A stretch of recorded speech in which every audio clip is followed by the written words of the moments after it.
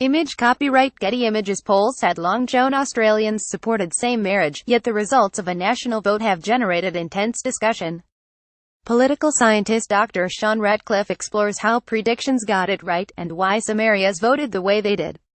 1000 On Wednesday, the 15th of November, the chief statistician of the Australian Bureau of Statistics ABS announced that 61.6% of voters supported a change to the Marriage Act.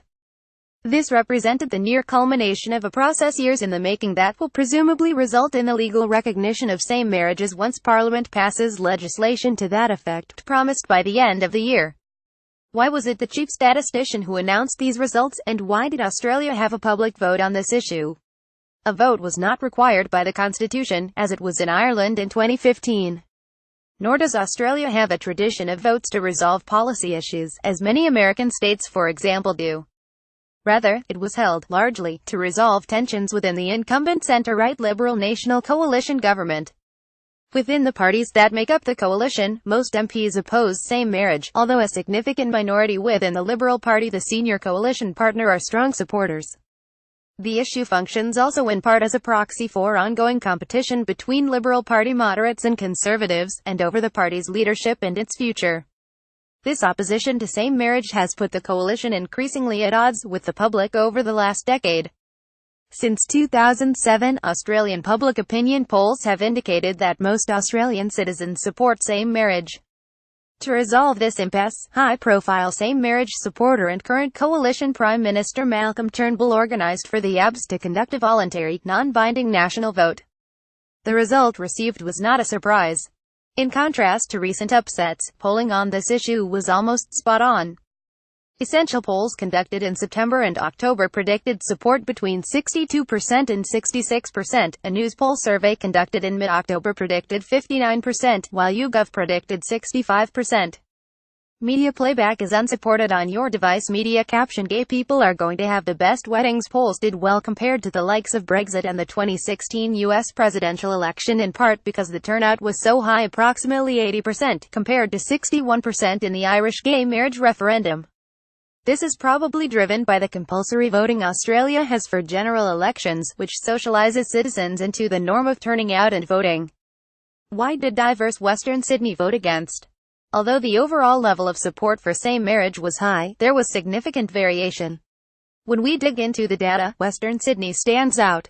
In the middle outer west of Australia's largest metropolitan area, there were 5 divisions with some of the lowest support in the country.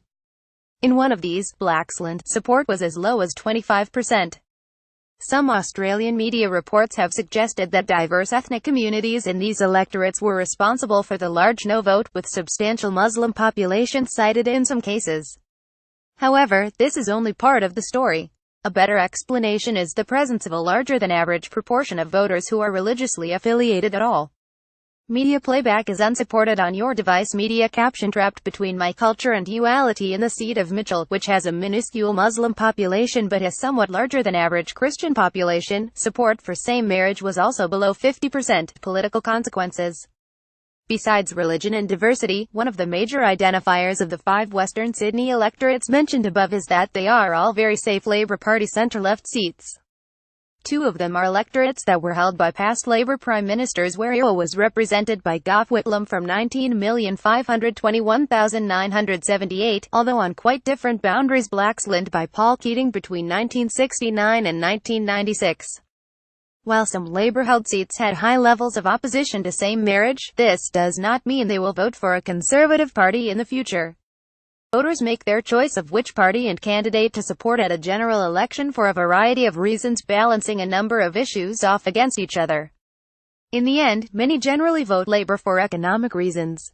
This is also why the electorate of Warringah on Sydney's affluent North Shore votes for socially conservative and former Liberal Prime Minister Tony Abbott, even though it overwhelmingly supported same marriage by 75%. Mr. Abbott was a leading figure in the No campaign against allowing same unions. In neither case is it likely that the marriage survey will have major ramifications at a general election, though the political tensions within the coalition and the associated leadership issues may well continue to play out as the legislation to legally recognise same marriage works its way through Parliament. Dr. Sean Radcliffe is a lecturer in political science at the United States Studies Centre at the University of Sydney.